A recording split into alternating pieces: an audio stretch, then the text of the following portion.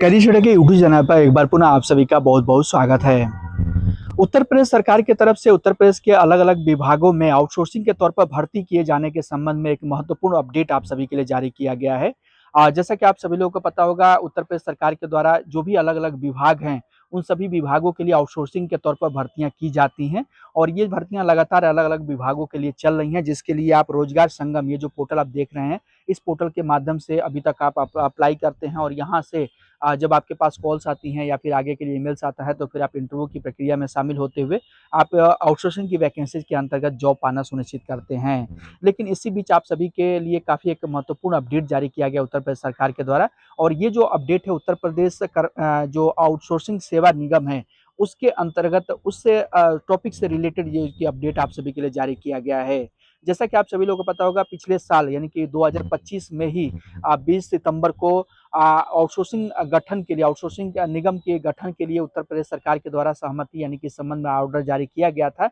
अब उसी को एक स्टेप आगे बढ़ाते हुए उत्तर प्रदेश सरकार के द्वारा जो अपडेट जारी किया गया, इसके अंतर्गत अब जो भर्ती है उत्तर प्रदेश आउटसोर्सिंग सेवा निगम के माध्यम से की जाएंगी। यानी कि जो वैकेंसीज भरी जाएंगी आउटसोर्सिंग की, वो उत्तर प्रदेश सेवा निगम के द्वारा रिक्रूट किया जाएगा और उसी के संबंध में यहाँ पर देख सकते हैं, ये जो न्यूज कटिंग है पब्लिश हुई है। आउटसोर्सिंग के भर्तियों के लिए शुरू रजिस्ट्रेशन, यानी कि जो आउटसोर्सिंग की वैकेंसी चलेंगी, उसके लिए रजिस्ट्रेशन की प्रक्रिया जो है कि बहुत ही जल्द स्टार्ट कर दी जानी है। उसके संबंध में यहाँ पर देख सकते हैं, बताया गया कि प्रदेश में आउटसोर्सिंग के माध्यम से कार्मिकों की भर्ती शुरू करने के लिए मैन पावर सप्लाई करने वाली वेंडर एजेंसियों यानी कि वेंडर का रजिस्ट्रेशन बहुत ही जल्द शुरू किया जाएगा। यानी कि जो रजिस्ट्रेशन के लिए हेडलाइन दी गई है, ये एज ए कैंडिडेट के तौर पर रजिस्ट्रेशन के लिए नहीं कहा गया है। ये जो रजिस्ट्रेशन के लिए कहा गया है कि जो भी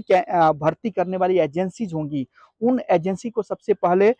उत्तर प्रदेश आउटसोर्सिंग सेवा निगम के पोर्टल पर 10 दिन के अंदर जो कि तैयार हो जाएगा। तो इस पोर्टल के माध्यम से जो भी मैन पावर सप्लाई करने वाली एजेंसी होंगी, उनको अपना रजिस्ट्रेशन करना होगा और जो मैन पावर सप्लाई करने वाली एजेंसी होंगी, वो इस पोर्टल पर जो रजिस्टर करेंगी, वही मैन पावर को रिक्रूट कर पाएंगी। तो इसलिए यहाँ पर देख सकते हैं, बताया गया कि उत्तर प्रदेश आउटसोर्सिंग सेवा निगम यानी कि यूपी कास्ट का पोर्टल अगले 10 दिन के अंदर तैयार हो जाएगा, जिसके बाद UP cast man power supply करने वाले वेंडरों का रजिस्ट्रेशन शुरू कर देगा। यानी कि जैसे ये पोर्टल अगले 10 दिनों के अंदर तैयार हो जाता है, तो उसके बाद यूपी उत्तर प्रदेश आउटसोर्सिंग जो सेवा निगम है, उसके द्वारा जो मैन पावर एजेंसीज हैं, रिक्रूट करने वाली एजेंसी हैं, उनका जो रजिस्ट्रेशन की प्रक्रिया है शुरू कर दी जाएगी और इसके लिए यानी कि जो वेबसाइट को डेवलप करने के लिए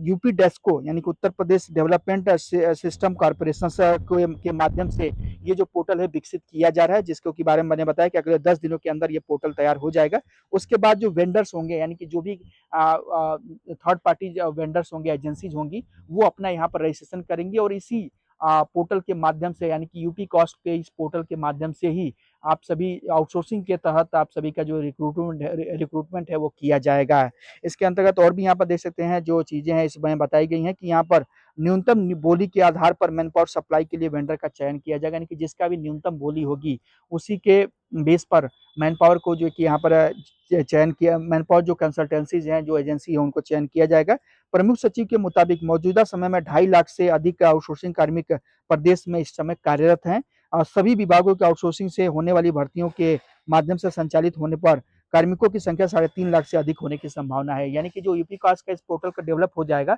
उसके बाद जो भर्तियों की संख्या उसमें तेजी आएगी। काफी तेजी से जो भर्तियां हैं किसी एक डेजिग्नेटेड पोर्टल के माध्यम से सारे वेंडर्स को रजिस्टर करते हुए किया जाएगा। ऐसे में